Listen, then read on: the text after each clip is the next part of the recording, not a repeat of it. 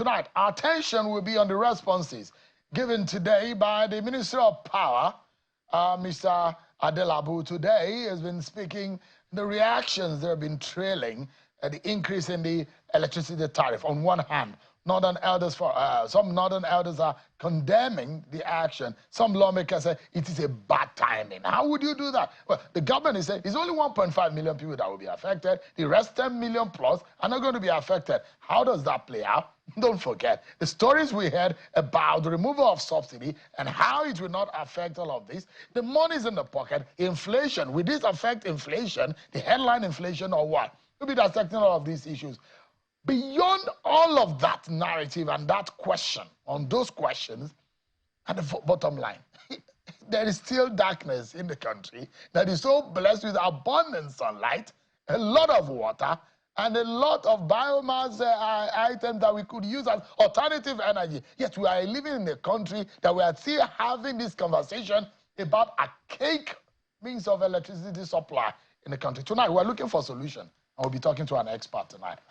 And then I'll take you to Ondo to talk about the politics of the APC and see what is happening in that party. Stay with me, everyone. Let me check out some of your political roundup stories.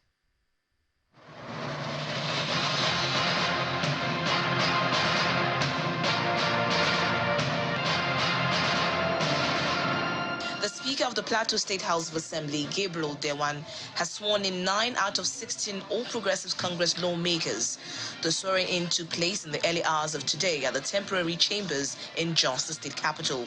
Shortly after the swearing-in ceremony, the newly sworn-in members proceeded to the Government House, where they were received by Governor Caleb Mutfwang, who assured them of a robust synergy between the executive and the legislative arms of government.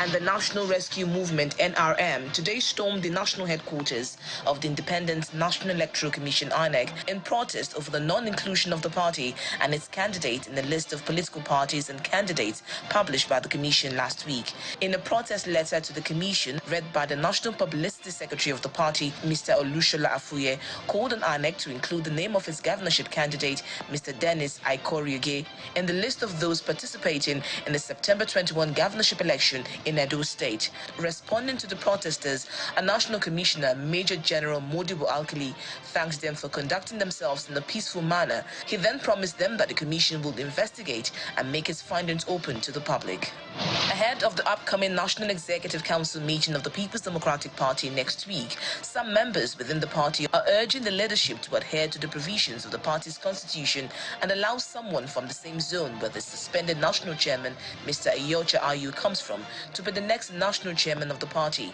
Leaders within the concerned PDP, led by a former Minister of Foreign Affairs, Professor Nicholas Ada, at a meeting in Makurdi, urged the party to consider appointing former Governor Gabriel Suswam from the same state as Mr. Ayu to serve out the remainder of his tenure. The Ogun State chapter of the People's Democratic Party has asked new members of the party to make themselves available at different wards to regularize their membership and become bona fide members of the larger family in the state. The chairman of the party in the state, Mr. Sikirulai Ogundele, made the call in Abeokuta, the state capital, during a meeting with the party's officials and faithfuls across the 20 local government areas of the state.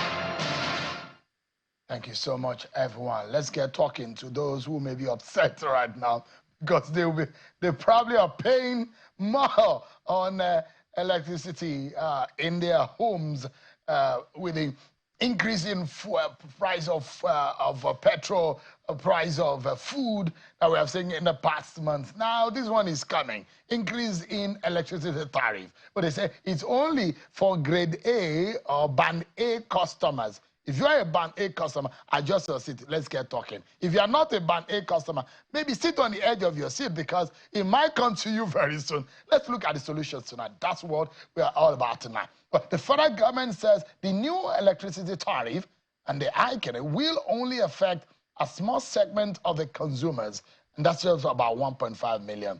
The recent hike in the electricity tariff for band A customers, people who enjoy at least 20 hours per day, triggered a lot of conversation among Nigerians, many of whom claim the country is still grappling with the effects of the removal of fuel subsidy and the ballooning inflation that we've seen over the past consecutive calculations by the NBS. But the Minister of Power, Mr.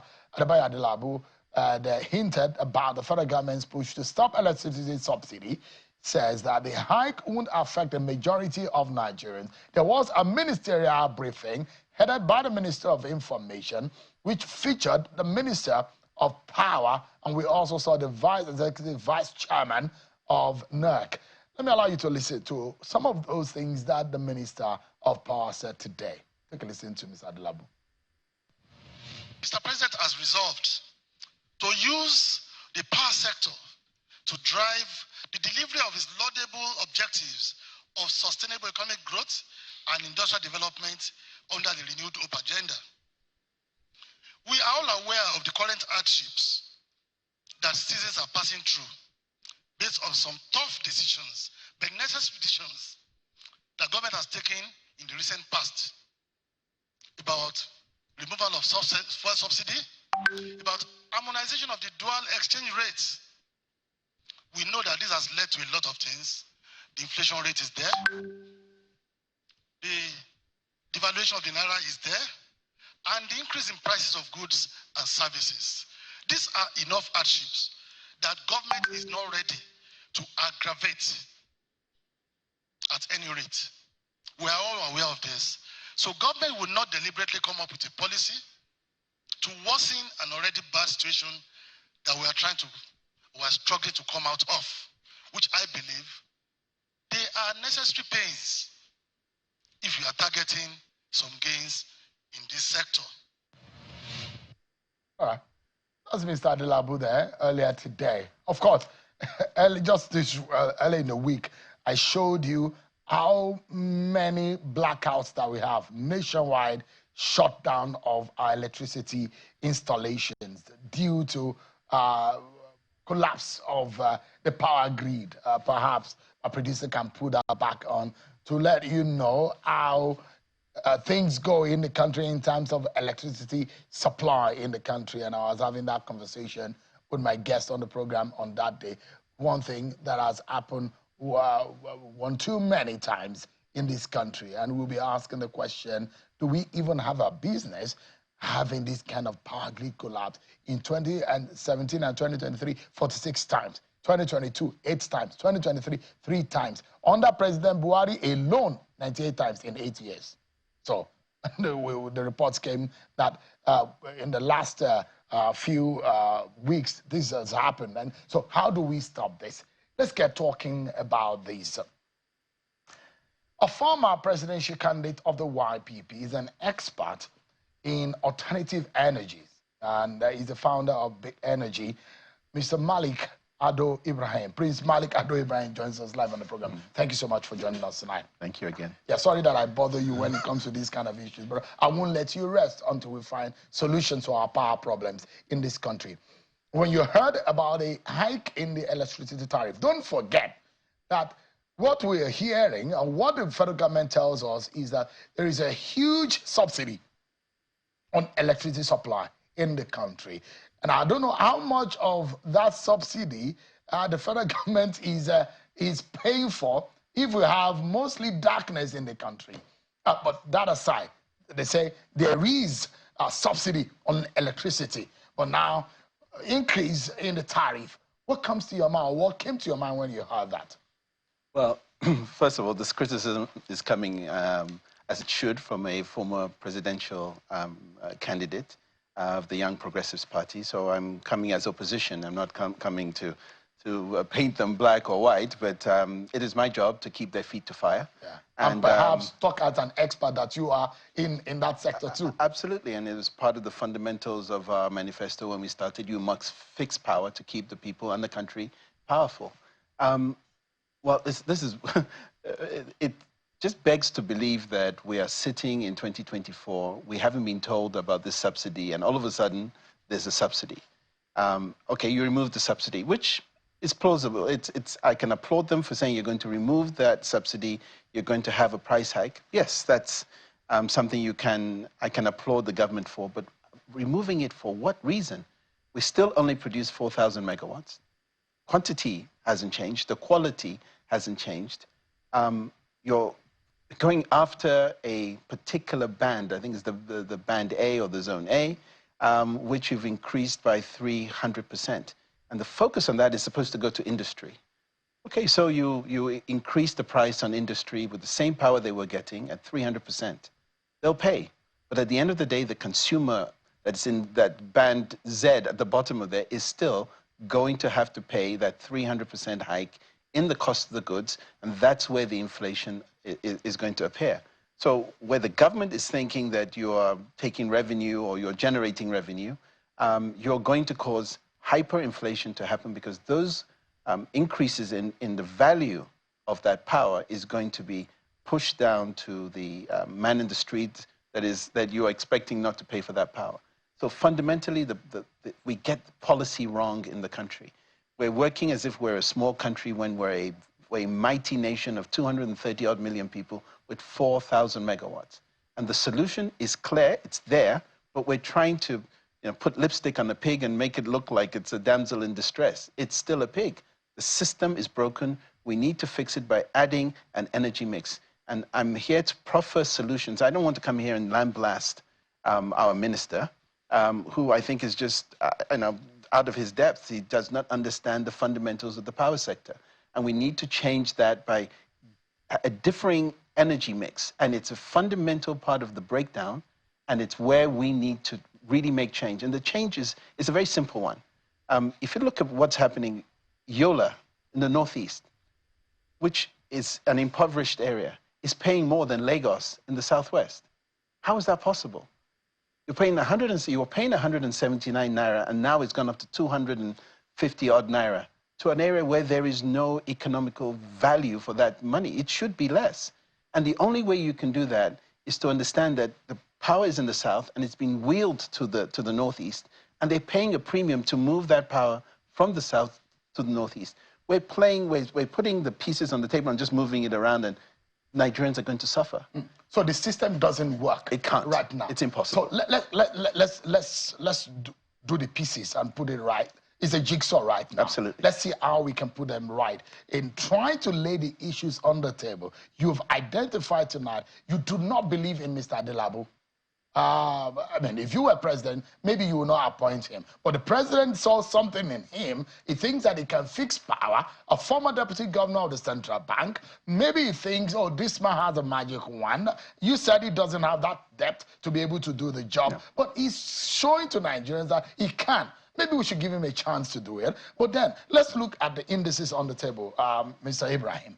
First and foremost is the fact that give us a sense of these principle of policy that let the rich pay for the poor.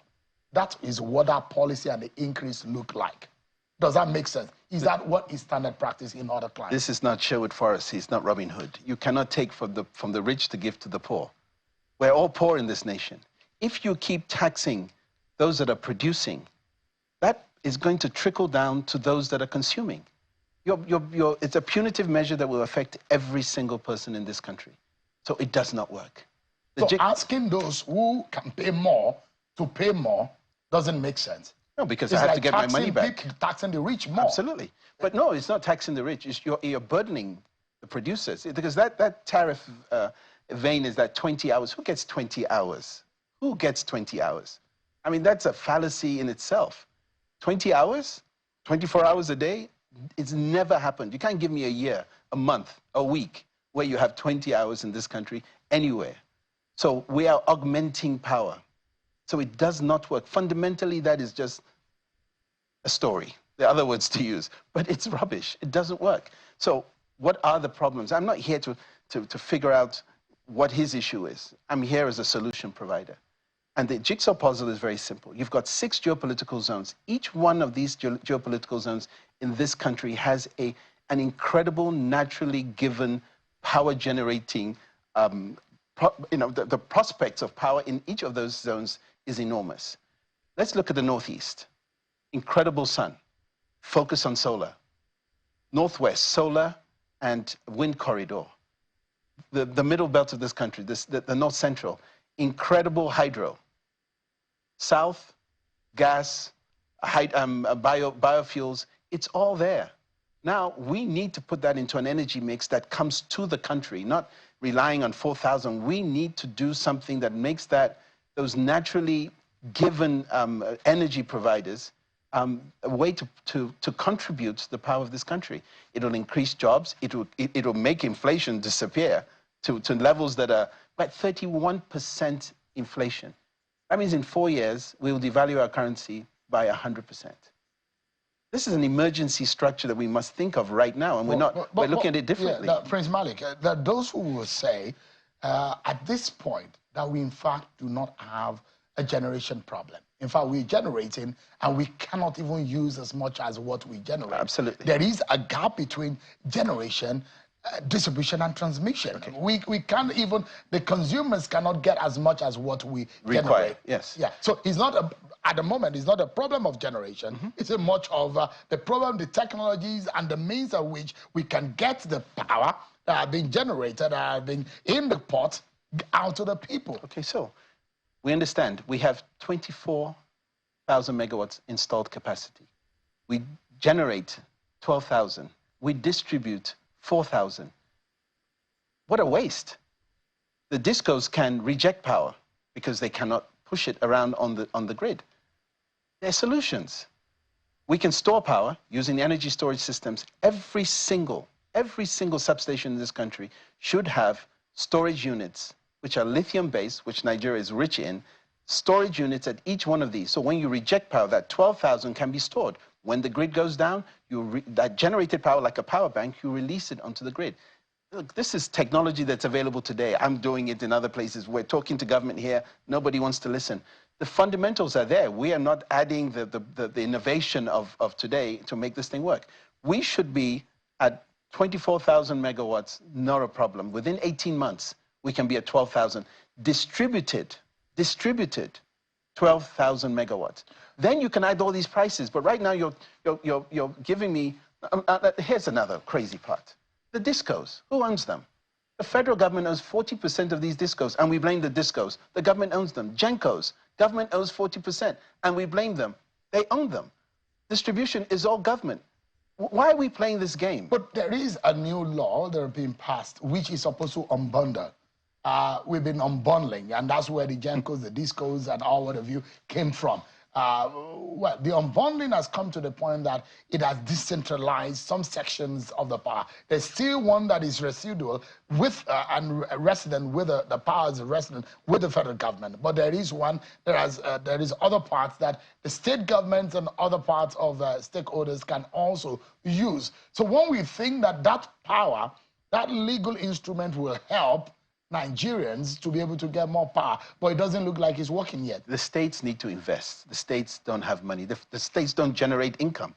The states wait for FAC, get the money, and then they spend it. Which state, apart from Lagos, generates its own income? There's none. You all wait for that. If you put power, if I'm looking at this from a governor, as a governor, I want to take that money, create an industrial park, put power, invite industry, generate income for my state so that I don't even rely just on the federal handout. We're in a handout, we're palliatives for the state governor. That's what we do.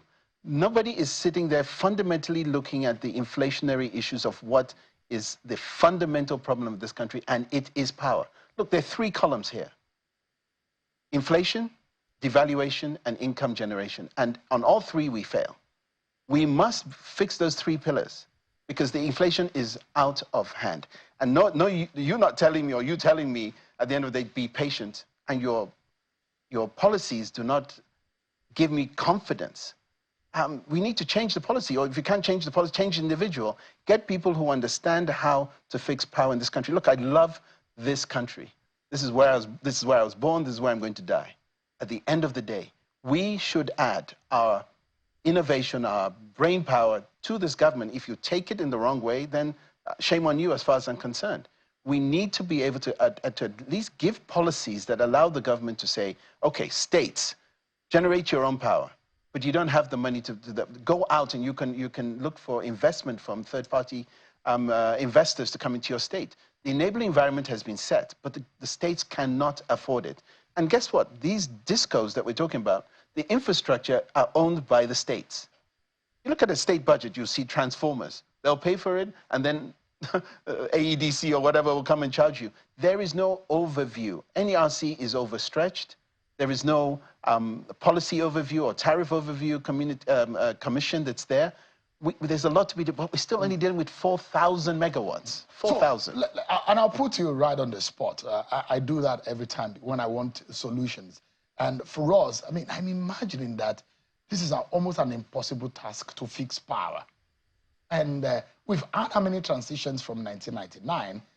There are those who blame the former government to say they spent $20 billion and there is no power. There are those, and we've been spending government after government on monies that were spent on fixing power. 1999 up until now, those who were born probably had gone to university and come back and graduated, yet were not able to fix the power. We're still talking about 4,000, 5,000 megawatt. South Africa, Egypt are doing better in terms of consumption and the kind of production and power in the power sector. Let me put you right on the spot. If you were President Tinubu today, what would you do differently from what we see today? Because I imagine that, do we really even have those who have the brain power or the knowledge of fixing our energy problem in this country? Well, from what I know and the expertise and what I've done, I can only say that there's a fundamental way to fix it. And it's a gradual way. You must build a stable foundation for power to be able to grow. So I would go to storage immediately.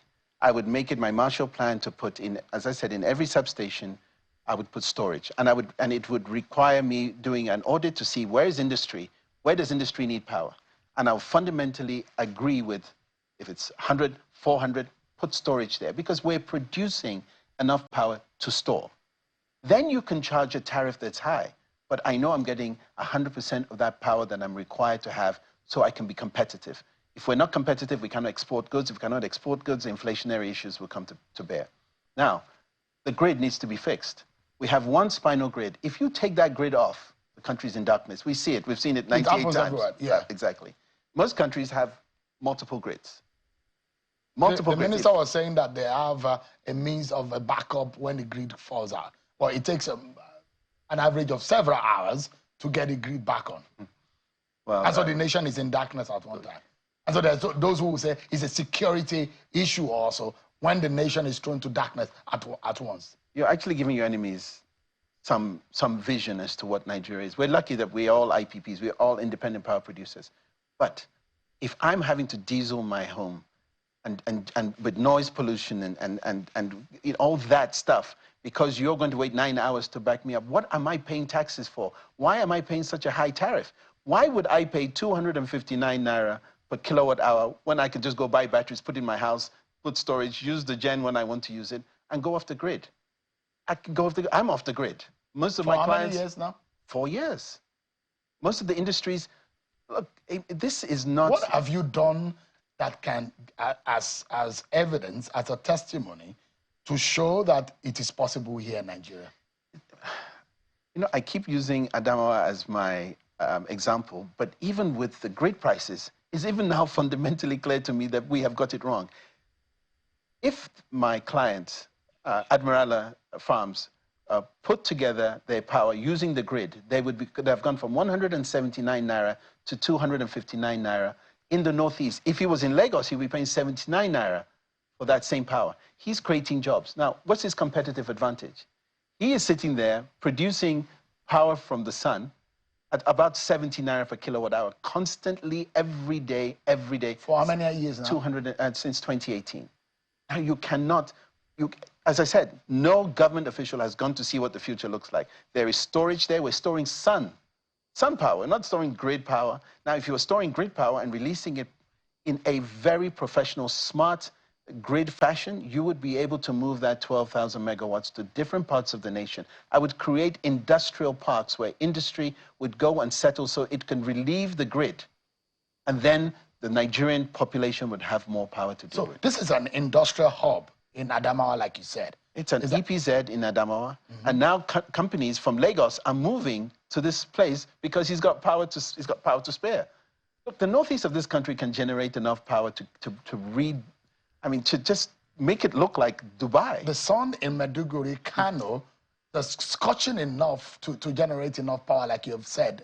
2,700 per square meter. Lagos is about 1,700. England's at about 1,100. We're double what England is doing in the Northeast. And you know what? That power is sitting scorching earth when it can be generating power. And the issue I'm saying wasting is away. The energy mix has to come into bear. The government needs to decide that it wants to create power for its people. And then look at the middle belt, hydro, northeast, wind and solar. Northeast, solar. Northwest, wind and solar. South, focus on the infrastructure. Look, I would also do one more thing. You asked me a question about if I was president. Why would I subsidize the consumer? I would want to subsidize the investor that is going to come in and put in a pipeline so that the consumer gets it at a lower price. I would subsidize the infrastructure, not to give handouts or palliatives to people. Because you have to remove that palliative at some point. Marie Antoinette said, if you cannot give your people bread, give them cake. And if you can't give them cake, you have a revolution coming. We don't pray for a revolution. We pray that the government have insight and say, okay, I understand what these guys are doing. Come to the table. Let's see how we fix this situation. I mean, do people in power realize that they're generating power and taking it out of the country? We're selling, well, it's foreign exchange generation. So I don't know, but we blocked Niger. But at the end of the day, look, the policy is broken. And we're now adding another insult to injury. I'm saying this. The reason why I'm saying this, and I'm trying to get a word out of your mouth to let Nigerians also know what is possible and the fact that this is not an impossibility, that there are private interests who are generating from the sun coming down on the Nigerian soil, and that same power generated here in Nigeria is being sold to other country. Can you expatiate on that? Well, the grid was built when the supply into Niger and Cameroon was when we had the same power many years ago. So that was built and it's still used. And now we know there's a subsidy. So for me, it's just farcical to see that we had a subsidy when we didn't have enough power. And we're selling that power to countries to generate income. Doesn't make sense. 230 million people here need that power. And the only way you're going to do it is to take your agbada off, sit down and decide you are going to focus on generating power, embedding power. The grid is down. It's 4,000. Siemens is coming to augment that to 10,000. It's still not going to do much. You said that Siemens technology is almost outdated. We're not using, Siemens has gone to renewables and we're taking their old technology to augment our system. Okay, the grid needs implementation, but forget that. Embed power into the states, into the areas where you need, using renewable. Nigeria is full of renewable methods. Use them and then use that to reduce the, it's a supply and demand issue. The dependence on the grid. The grid is not going to save Nigeria.